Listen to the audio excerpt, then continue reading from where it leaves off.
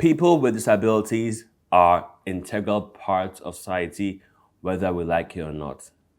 And for far too long, we have neglected them and we have put them to the side. As part of our mission on this show, we want to have conversations that can create inclusion, but also have people with disabilities have a seat at the table. Because the truth is, these individuals are our brothers and sisters, whether we like it or not. There's a need for countries, societies, to create actionable steps to have safer, more inclusive, but also more equitable options for them. So today, we will look at disabilities and have a focus on what their experiences are, because they are parts of our society, and for so many families, they are breadwinners as well. So let's look into this issue. Let's really understand their perspective. Let's have empathy, but also let's have a listening ear and come to the conversation as to what we can do better, because we do have a role to play in creating a more inclusive, safe, but also a more welcoming space for all. Take a look. Orúkọ mi ni Damilola Ogunsi, ọmọ Ìbàdàn. Mo níyàwó, mo lọ́mọ, ọmọ mẹ́rin lọ́wọ́ ọmọ mi, mo rán wọn lọ sí school. Kì í ṣe báyìí wọ́n ṣe bí mi mọ́, but abẹ́rẹ́ èèyàn ló fa káàmọ́ ọlápá ẹlẹ́sẹ̀ tí wọ́n máa ń gbà láyé ìgbà kan tí wọ́n bí wọn nígbà náà ló fà tí ẹsẹ̀ wá fi rí báyìí. I need ìrànlọ́wọ́, but ọlọ́run pé bùkátà pọ̀ nílẹ̀. A níyàwó kan, ọmọ mẹ́rin làwọn ọmọ mi, gbogbo wọn pátápátá wọ́n ti dàgbà torí pé gbogbo wọn sì ń ka skul. Àwọn bí méjì ń ka skul gíga, àwọn kan mú wọn skul kékeré.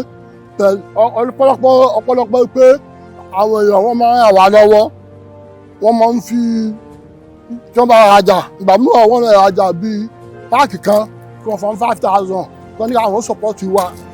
So tó fà á nìyẹn táwa náà mọ̀ fi mọ̀ pé àwa náà ní tẹ́ńdì díẹ̀ lápò láti manage, láti fún ìyàwó kó jẹun, àwọn ọmọ ó jẹun, ìmọ̀ náà máa jẹun bó ṣe jẹun ni. Bá a ṣe ń ṣe náà nìyẹn tá a fi ń tọ́jú ìyàwó àtọmọ nílé.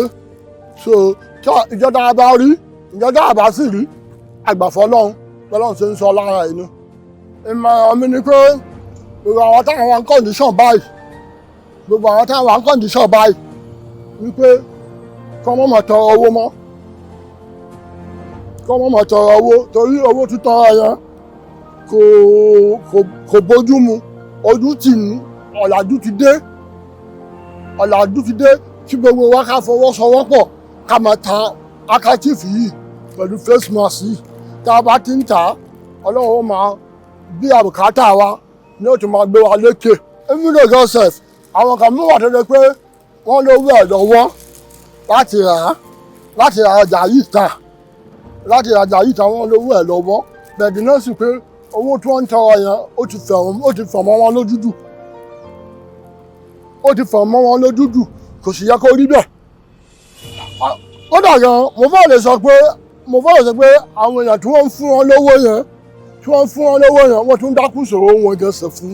Torí pé kíni wọ́n lè tètè handle business, wọ́n tún fọ̀ wọn lójú sí ni, kò sì dáa.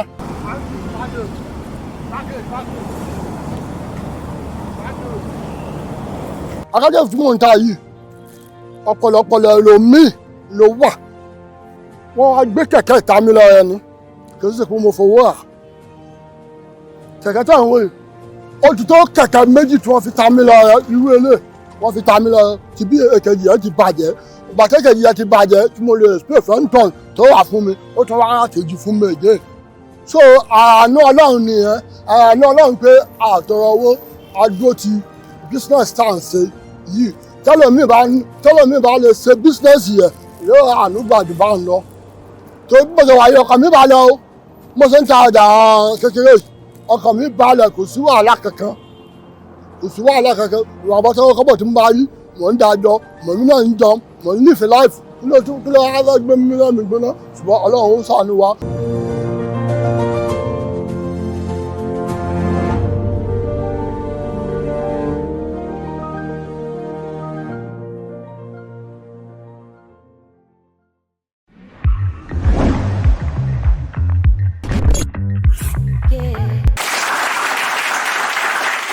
Welcome back to the show.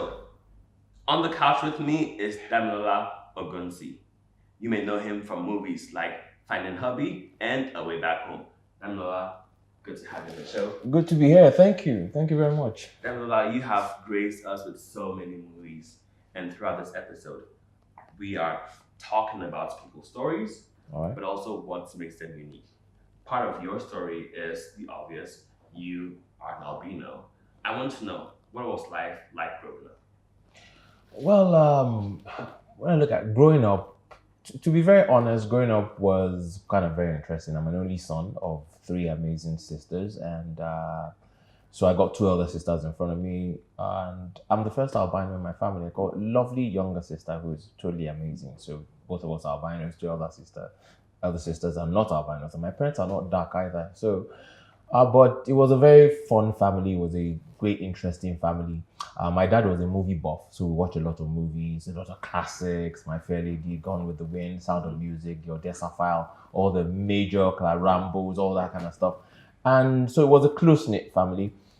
And I enjoy school, I enjoy playing, I enjoy talking, I enjoy making people laugh. It has always been a part of me, basically. So childhood, growing up with my sisters was kind of lovely. Of course, I mean, being different, you know, when I got to school most times, you know, people would throw jeers and taunts and all that and teases. But I think because of the way I grew up or the way my parents raised me, my parents never raised me differently from my other siblings. So I didn't grow up having that feeling that I was different from them. And, you know, everybody played, we ate the same thing, you know, and I was quite very mischievous when I was little, and I was like a little... let me save that word for it. So it was good. I loved school. There were the jeers and taunts, but one of the things that my mom used to do for me then, if I remember, was that my mom was quite very humorous and enlightened. So she used to sing Onyebo Pepe, if you eat it. But she used to sing for me. I used to dance to it. You know, so when I now go out and I meet people and they sing that song outside, it now became more of an endearment. You know, of course, by the time I got to secondary school, it was a different thing. I had to fight for my life and all that, because I went to a boarding school. Then from there to Polytechnic, to university, to film school. But I'd say that looking back now from where I stand, it was a pretty decent childhood. Do you feel that your cultural and national identity as a Nigerian man was sort of up for debate because of your skin color? No, I don't think so. Even if it was, at that time when I was young, I was too little to think about those kind of things. But now that I'm a grown man, nothing changes, man, because either you're an albino or not, you gotta work for your money, you gotta go ask some girl out if you like her, you gotta make something of your life, irrespective of what the cards life has dealt you. So yeah, I think it's not too bad. Quick question. All right. When it comes to people raising kids with albinism, or when it comes to parents or loved ones with young people that are albinos, you know, what do you feel is important for them to know? All right, one of the things I really think it's most important, and which has been my best, you know, part of me, how I was lucky, is that the truth is, you know, a lot of people are not enlightened on what albinism is. It's just an absence of melanin in the hair, the skin, and the eyes. Every internal organ is the same. Every brain capacity is the same. So you could do an organ transplant with somebody with albinism and somebody without albinism. It's the same thing. So what I'll speak to those people is that, firstly, understanding is important. Now, there are a lot of myths, you know, going on around albinism, albinos, how they see in the night, how they shouldn't eat salt. That's all not true. What's most important is for them to raise children with a healthy self-esteem. Because you can't tell society what to do. You can't go out there and tell society, treat me in a certain way. Nobody does that. Society is going to laugh at you, then treat you worse. But if you begin to see who you are and the cards that life has dealt you as an advantage, so you now go out there and make the best of it. So what I always say is, and I mentor people living with albinism, I mentor parents who also have albino children. don't necessarily treat them special. Treat them like you treat every other siblings. There's nothing different. Yes, you have to take care of their skin. You have to make sure they stay away from the sun.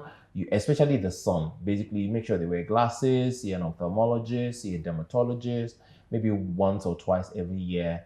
And all that, but above all, just love them. Let them do their thing. Whatever talent they have, let it grow. Let them be bold. Let them take risks. Let them go out there. One of the best things my mom did was after I finished primary school, woman kicked me into boarding school, man. Like left me there all by myself to go and so I had to grow up in boarding school with the other boys and I had to fight for my life. So I guess that's it. Different is better, and there's more with Damilola. We're gonna catch up with him more on his current project and how he stands out in a world full of so many actors. We'll be right back. It's Tegan. We have a fantastic, amazing, extraordinary show for you.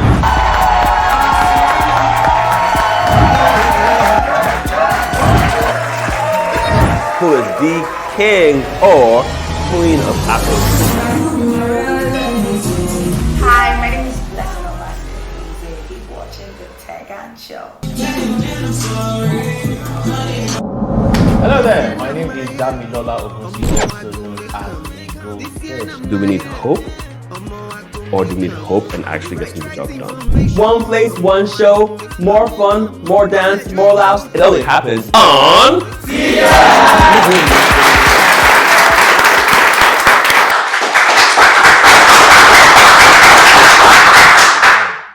We're here with Damilola Ogunsi, and he's very, very popular with so many movies under his belt. Damilola, I am a firm believer in the fact that being different, whether it's your background, your education, where you come from, is better. How do you differentiate yourself from tens and tens and thousands of actors out there? So, how do I differentiate myself? So, I know that I'm totally, unique, in looks, so, and there's always a space for everyone. If there's no space, you create your space, so there are certain characters I know that I'll be good at or are better for me. But one thing is that you can't mess with being talented and being highly skilled. You have to work on that because the world is not going to, give you an open space because you're an albino and say, come and take it. No, man. I mean, they're not going to give you all the finest girls because you're an albino or give you all the money in the bank. You got to go work for it. So, yeah. How I differentiate myself is to work out my skills, be a better actor. I keep getting better, every opportunity I get. Then I was always trying to bring something unique to everything I play so that it's memorable. Then I also bring a little of myself as well. As much as I play the character, I always like to, at the back end, inject a little bit of Dami in everything that I... So what is a little bit of Dami in what you do? Okay, so the thing is, I always have a perspective. When I read the script, and I understand who the character is, what the character stands for in totality. But during playing that character, I want a little of Dami to show. Now, if you've seen, for example, let me give you one classic example. If you've seen this movie called The Tribunal, which was my 7th movie, that was actually my breakout movie with Omotola Jolade. It's on Showmax app. So at the end of Tribunal, when my character Ifeanyi Imo won the case against Omotola Jolade, and I was celebrating with my co-star Adelaoye then. So when we won the case, I did something that Dami would do, which is not in the character of Imo. If you had watched that film, you would have seen that thing and then wasn't a little bit in this character. Not like I broke character, but I added to it. Carried her, spun her around, and dropped her. It was just a little bit of me, enjoying romance. That kind of thing. So I just drop a little bit of it, and then I also know the characters I'm good at. Like I know some of the characters that, like playing a villain, a likable villain. Now that's a balance that I find that a lot of actors are not able to have. So if you watch something like Ajoche, where my character was the hangman, he was a very likable person, but he was an evildoer. Then if you watch Dilemma as well, Dilemma shows on both of them are showing on African Magic, Family Urban at the moment. If you watch Dilemma as well, my character Tanko Ahmed was also a very sinister assassin, almost emotionless, but you would like him because he was also a good father. Yeah. He also was in touch with emotions and he was a lover, but he was a killer, he was an assassin without emotion. So you would love to hate him and you hate to love him. So some of those things are areas where I know that, I could. Do I hear a British accent somewhere? Like I hear like a whole some kind of British accent going on? Yes. That just basically popped out, not deliberately, but it's my if they listen in England, See? have a little thing for the Brits. It comes in and out. It's my favorite. It's my favorite spot on the world. London is one of my favorite places. So yeah, and I totally love the Brits. I mean, when you compare them to the Americans, now the Americans are more fun. The Americans are more fun loving. But the Brits. We love our New York and LA and other parts of the US. Before you go, what projects are you working on that you can share with the viewers? Oh man, I'm so excited to tell this one. So, film one is going to release Adire. Adire is going to the cinemas. It's a story about a chick, and everything they said she did it. What do you mean everything they said she did? Anything you can think of that she did, good, bad, she did it. So many things. Everything she did it. Then you got to see that. So it's not like she's trying to defend she didn't do it. Yeah, she did it. Now you're going to know Adire. We have What No One Knows. What No One Knows is a totally fantastic story that will get you thinking for at least 4 years. No jokes. I'm not. And he presently won 2 awards at the Cannes World Film Festival. Wow. 2 awards. It's not yes, just last month. Wow. So we got that. We got Diamonds in the Rough coming out. A couple other ones. We have the Lockdown Triangle coming out. We have a secret project that I cannot talk about. It's a horror film. Yeah, boy, it's gonna be good. Yeah, it's gonna be good. It's gonna be good. yeah, like 1 or 2 other things. Yeah. It's been a pleasure having you. Thank you for sharing your story, giving us a sneak peek on what you're up to, and also for gracing our couch. Thank you so much for having you. I had a good time. Thank you so much. We'll be right back.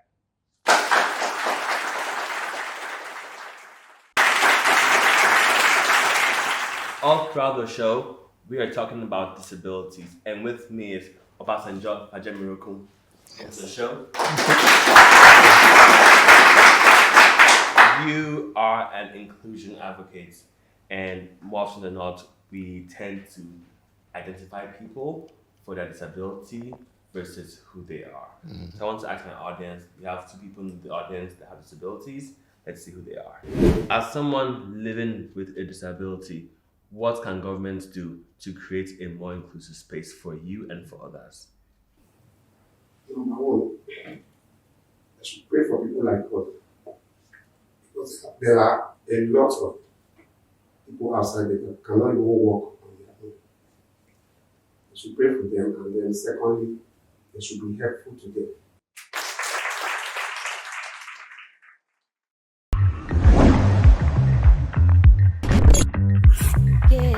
You are the reason I live. You're the one for me. Just the better for me. You are the reason I live. You're the one for me, girl. Just the one for me. And why should I feel when I have you?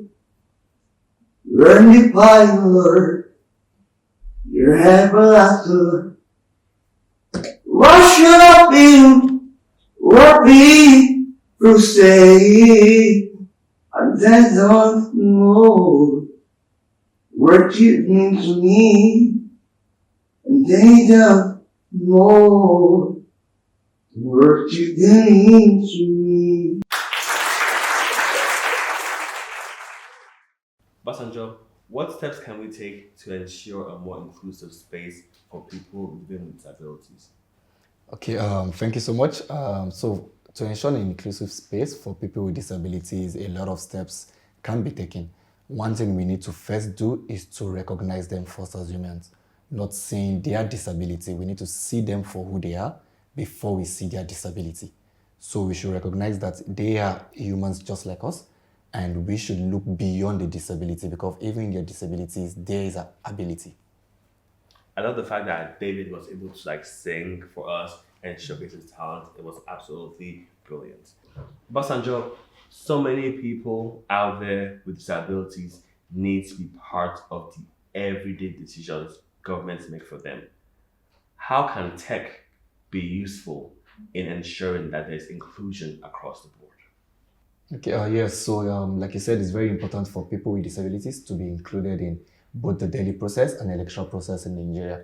And so, what we have done as an organization is to ensure that we build a mobile application that supports people with disabilities, giving them first-hand information about polling units with assertive materials such as braille papers, magnifiers, and if they have translators or interpreters at the site of their polling units. And also the app also shows them location which they can get their polling units, giving them first-hand information of electoral information also. And this empowers anyone living with disability to be included in daily electoral processes or daily decision-making process in Nigeria.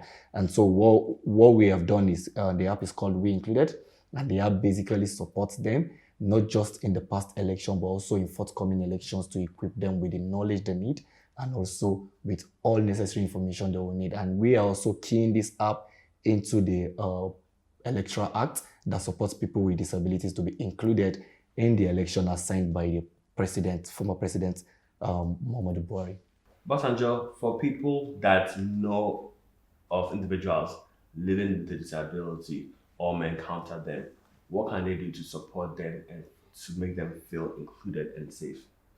Okay, thank you very much. So first thing they need to do, like I said, is to recognize them as humans first and not with their disability. So when you recognize a person first and not the disability, you interact with them normally.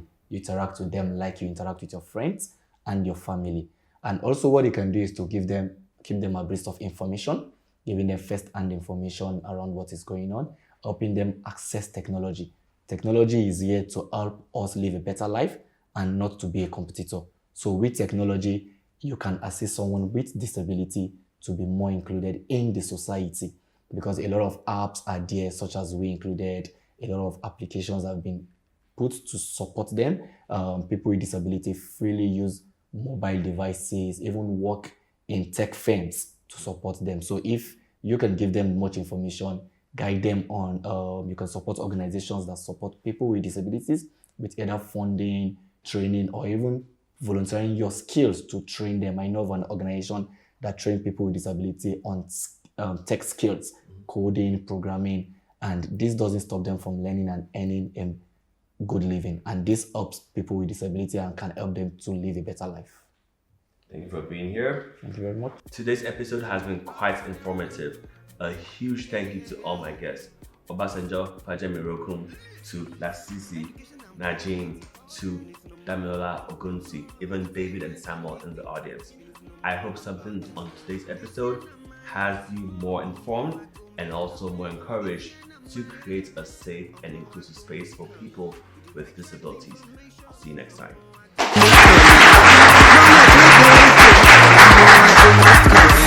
I no go no get it. I no go soon lele. I no go no get it. I go double my own, yeah. Iṣẹ́ ló fún iṣẹ́ o. Ọ̀rẹ́ múra síṣẹ́. Iṣẹ́ ló fún iṣẹ́ o. Ọ̀rẹ́ múra síṣẹ́.